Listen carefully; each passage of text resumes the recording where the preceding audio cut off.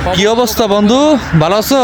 আমিও ভালো আছি। দেখো আমরা কয়ে আইছি, ঘুরতে আছি, বন্ধুরা সবাই অনেক দূরে চলে গেছে, আমিও যাইতে পারি নাই। সবাই দোয়া করো, তোমাদের জন্য একটা ভিডিও বানালাম, যদি ভালো লাগে আমার জন্য শেয়ার করো। কি মনে করো তুমি? তুমি গরিব মানুষ? তুমি গরিব মানুষ? গরিব পারে বলে? একটা মানুষ রংপুর থেকে আসে, না খায়, 3 দিন না খায়, রিক্সা চালায়, হ্যাঁ গরিব মানুষ।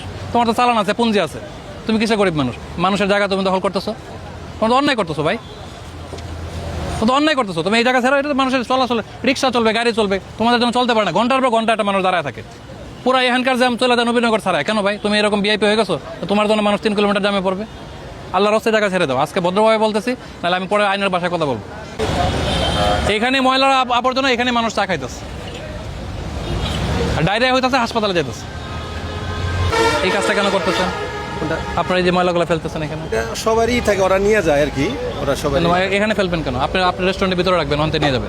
আচ্ছা ঠিক আছে স্যার, এরপর থেকে নেক্সট টাইম বের করব। আপনার ভিতরে রাখবেন, এখান থেকে নিয়ে যাবে কেন? এটা কি ময়লার ভাগার? না তাহলে ঠিক আছে স্যার, নেক্সট টাইমে এটা হবে না, করে দেবো। লাস্টে পরিষ্কার করেন।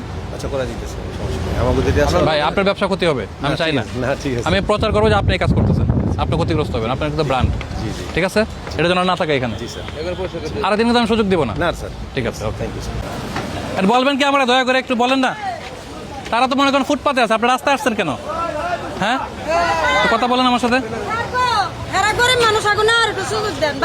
দিচ্ছি, বাইরে না, নিয়ে যাবে, নিয়ে যাও, যাও নিয়ে যাও, নিয়ে যাও। হ্যাঁ ঠিক আছে, নিয়ে যাও। কিন্তু আজকে সুযোগ দেবো, কালকে দেবো না তো। আজকে দেবো, কালকে সুযোগ দেবো না, আজকে সুযোগ। হ্যাঁ, ট্রিপল কাটো, কাটো ভাই, রাস্তার উপরে বসেন না। আপনারা আজকে হয়তো আমি নিব না, আরেকদিন তো মাল নিয়ে যাবো, আপনার ক্ষতি হবে। এর মধ্যে আপনার পুঁজি আছে, আপনার রাস্তায় বসবেন না। এই শোনেন,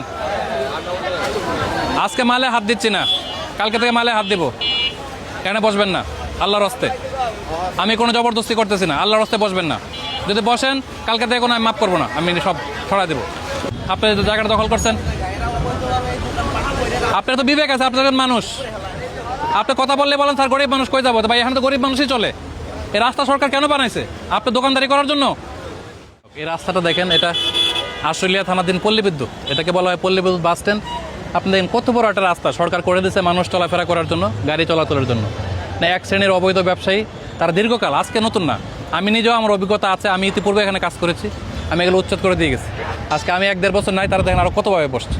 তো এটা আমি আজকে আবার তাদেরকে সতর্ক করে দিয়ে গেলাম, তাদেরকে বোঝানোর চেষ্টা করলাম যে এই রাস্তাটা এখানে বসা যাবে না, এটা জনগণের চলাচলের রাস্তা, দয়া করে আপনারা এটা দখল করেন না। আমি সবাইকে অনুরোধ করতেছি, এইটা দখল করেন না, এই জায়গাটা মানুষের চলাচলের জন্য।